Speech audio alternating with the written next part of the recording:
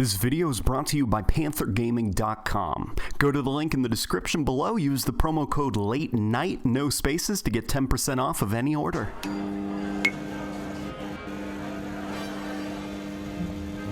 If anyone is wondering why I haven't made one of these videos in a while, it's due to the fact that, well, things seem to be doing pretty okay. Despite the bugs and glitches that actually almost seem trademark at this point that came with the last update for Halo 5, it's a pretty damn good one. Halo 5's custom games community is absolutely incredible thanks to the enhancements made to Halo 5's already impressive Forge mode. All of our favorite game modes have returned and even more. Hell, this week I played a survival horror game mode where I had to survive against waves of mantises, and it was a blast. I had never experienced something like that in Halo before, and it only makes me excited about the future of Halo's custom games.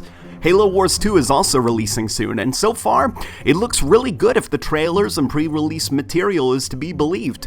The art style is beautiful and looking to be a good return to Halo's proper look, and the Halo community overall seems to be pretty positive. Why would I want to make a video talking about Halo 5's faults when 343 seems to be visibly making attempts to correct them already? Well, one thing still bugs me, and even though I have no clue if Halo 6 will be rectifying this, I still feel that it's worth bringing up just in case Halo 6 continues this annoying trend. Call of Duty 4 was kind of similar to Mario 64 in the sense that it set a template for the next decade of shooters to follow. There was a noticeable attempt by that game to make the experience a bit more like an action movie and cinematic, and in order to do that, Call of Duty 4 had these little moments where the game became incredibly linear, and would take control of aspects of the gameplay, such as lowering your gun for you so that you can't fire, and not allowing you to raise it, or restricting your ability to perform certain tasks like sprinting or even leave the room that you're in.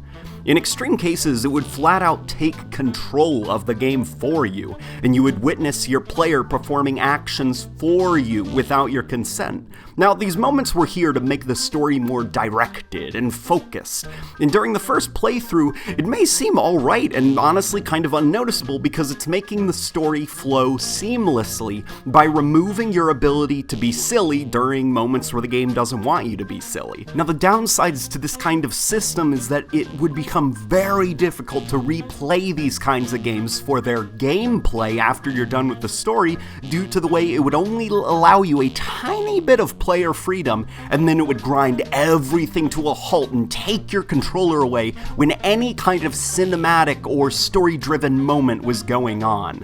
I remember when I was younger hearing my friends talk about their coolest moments in gaming and how they would describe the way that they use clever gameplay mechanics and weapons to outmaneuver their enemies and finish the level single-handedly. But in the years after Call of Duty Modern Warfare came out, those conversations quickly changed to, and then I jumped at the bad guy with my knife before the wall exploded and I nearly died, but I saved myself at the last minute, and on and on and on. And it dawned on me that everyone was talking about these scripted moments out of their control as if they were the ones performing these amazing actions. In reality, they weren't. But I know why many feel that they were, or maybe remember it differently. You see, when you finally beat a level in a video game, and it's time for you to shut up because it's story time, the game would throw you into a cutscene. The little press A to skip would show up, and you just sit back and you take in the narrative yourself. There was a obvious separation. Whenever the game needed to tell its story and it required something outside of the player's control, it would throw you into a cutscene that you could skip. You had the option to skip. What Call of Duty really kickstarted was integrating the cutscenes into the gameplay itself, and that includes halting the gameplay. You will be playing a level and then suddenly, BAM! You're in storytelling mode, but the black bars won't pop up. There is no press A to skip this cutscene in some cases. Your HUD would still remain on screen.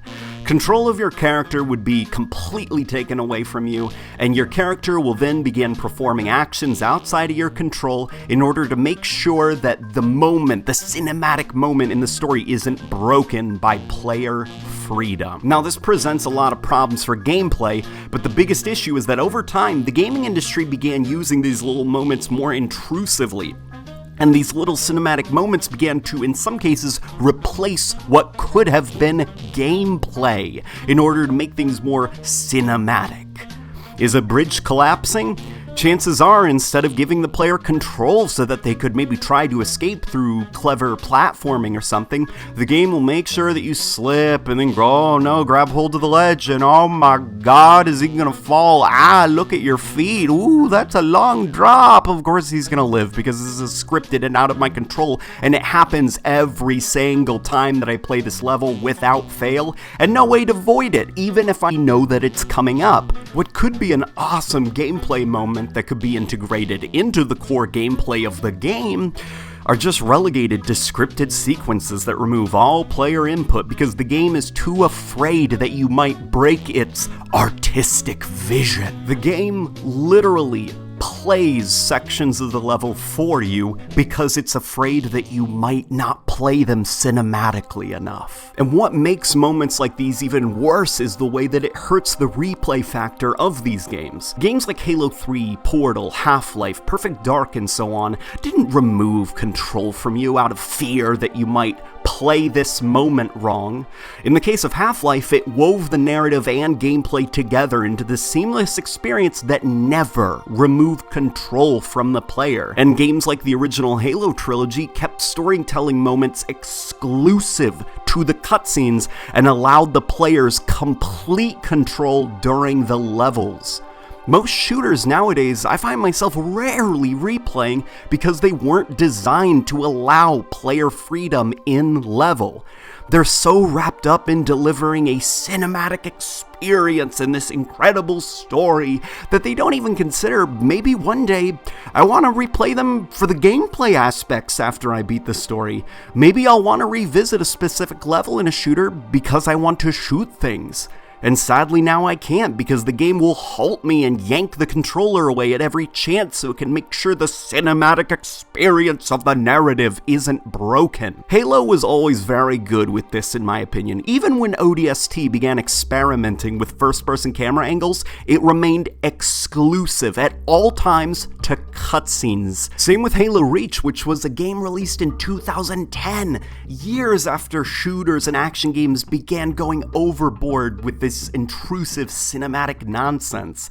Now, I have problems with Bungie's Halo games as well as 343, so it's certainly not biased where my complaints are coming from, but despite my problems with Halo Reach, I did appreciate that even after the cinematic experience craze kicked off, Bungie still kept these cinematic first-person moments in skippable cutscenes that did not grind the gameplay to a halt and were completely skippable if you wanted. If I was playing a level and then it was time for, ooh, oh my god, look, it's a first-person cutscene thing, oh my god, storytelling, I could still just press A and instantly get back to the gameplay where I was in control, making these levels replayable because they never yanked the controls from me. Halo 4 was the first Halo game to sadly include these cinematic moments in the levels. In marketing, I saw them use buzzwords like immersion and making you feel like you're in the Chief's armor. Well, I'm just sitting here going, what's immersive about removing control for you so that I can watch Master Chief now get surprised by a Promethean and then punch it literally every single time that I play this level, even if I know beforehand that it's coming. And on top of that, it's simple. Why did it need to replace the gameplay? Why did the gameplay need to be removed from me? Have the Promethean jump down in front of me suddenly out of nowhere? I can punch him. Halo has a punch button. Why did the game decide to restrict my movements during this sequence? Now the thing is, Halo 4 is one of my favorite campaigns in the series. I love the story, and some of the levels I do think are seriously a ton of fun to play and very underrated, but one of Halo 4's biggest drawbacks were the annoying scripted sequences and quick time events that went against what Halo is known for: sandbox levels and player freedom. The games were known for not being obnoxious and intrusive and removing control from the player. They would drop you into these very fun levels and allow you complete freedom and not force stories down your throat and force you to experience how cinematic it is. They were so replayable because of how free and liberating they were. And even then, the Halo stories were a lot of fun to follow. And as much as I love Halo 4's story, maybe I just want to replay a level later for just the gameplay, such as the first level. Unfortunately, in order to do that, I have to watch Master Chief cinematically and slowly climb an elevator, or watch Master Chief cinematically pound the glass as Cortana takes so long to open his little casket thing, or watch a long cinematic moment of him tumbling around before the level officially concludes and saves my progress. Guilty Spark's boss fight in Halo 3 is constantly mocked due to how easy it is, and it is very easy, but the reason I will always prefer it over the Didact is due to it being within your control. I get to kill him, unlike the Didact where the game takes control in a scripted sequence. And what's really frustrating is, in Halo 5 they hoped to rectify the ending of Halo 4 by removing the QuickTime event aspect, but they failed to see the problem that we had with it, because while the QuickTime event was gone, the ending of Halo 5 is still completely scripted and out of the player's control. It's another Halo game that beats the final mission for you without your permission. It's not satisfying when you're at the final level of the game and right before you're about to beat the level, the game just goes ahead and, oh no, look, he's crawling, he can't get out, he's gonna punch the laser, oh my god, this is so cinematic. Could you imagine if Halo 3's Warthog run was completely scripted? Chief just jumps into the Warthog himself and beats the final mission for you? It wouldn't be satisfying at all. The reason Halo 3's ending was so satisfying is because it was fun. We played it. It was gameplay. Maybe I want to throw my grenade from a distance. Maybe I want to press RT to fire machine gun like the Master Chief Collection tells me to. No, I can't. The game decided it wants Master Chief to run up and put a thing in his chest, and then watch him fall slowly despite a big laser shooting at the earth where, hey, maybe the second I put it in his chest, I'm just gonna run straight for the bomb instantly, not even look back. And it's really saddening that this was not something Halo 5 corrected. Hell, the first thing you see in Halo 5's campaign is the game doing something awesome for you that in previous titles you've been able to do yourself. And even then, it decides to look up and be surprised by an explosion for you. Which, if you're playing score mode and you're trying to get your best time on a level, it can be really annoying that the levels have moments where it does not allow you to move or have any freedom. And by the way, that clock is still ticking. These moments are eating up your time. I seriously do think that 343 has good ideas and can make good Halos, but the first steps to making great Halo campaigns are getting rid of some of these awful ideas and these immersion-ruining, gameplay-breaking sequences that hurt replay value rather than enhance it. I'm not going to replay levels that take my controller away so that the game can have a turn. Luckily with Halo 4 and 5, compared to other games in the first-person shooter market, 343 is rather tame with these moments, but it still does not even come close to making it okay. If we need to have these cinematic moments, they need to be skippable. There needs to be a press A to skip button, or just remove them entirely and make it a fun gameplay sequence. I know it's not just me at this point who's sick of these, because I've seen the gaming community as a whole starting to get sick and tired of cinematic sequences, and backlash to them is already beginning to happen.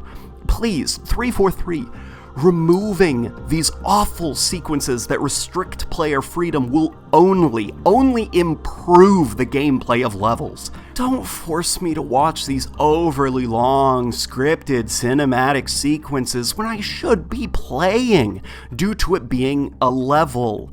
the place in a video game where the player should be playing. The cinematic stuff, this is what cutscenes are for, so that it doesn't interrupt the gameplay and remove freedom. Overall, this is just something that's becoming very frustrating with the Halo series, because if these were removed, I do think it would seriously improve some of the level design in 343's Halo games. Guys, thank you so much for sharing these videos around and being so supportive. Also, my girlfriend finally downloaded Halo 5 on PC. I was able to convince her to do it, and she's learning how to play the game. She's having fun. She's still a little bit frustrated because, you know, it's a new game to her and stuff, but she's having a blast. This is her gamertag, and you guys are free to friend her and play with her and stuff. The more people, the merrier. She's really excited about making friends, playing custom games and stuff. Sadly, due to her playing the PC version, she can't really unlock anything with rec packs, and she can't customize, so I've actually been grinding her account on my Xbox, trying to unlock her new armors and stuff so that she can customize them on Waypoint. So if you guys have any free gold packs that you get when you first buy Halo 5, instead of sending them to me, because I still get a lot of gold packs every day, send them to her because she honestly needs them a lot more than I do. Just overall, I hope you guys enjoyed this video, and I'll see you all on the next one.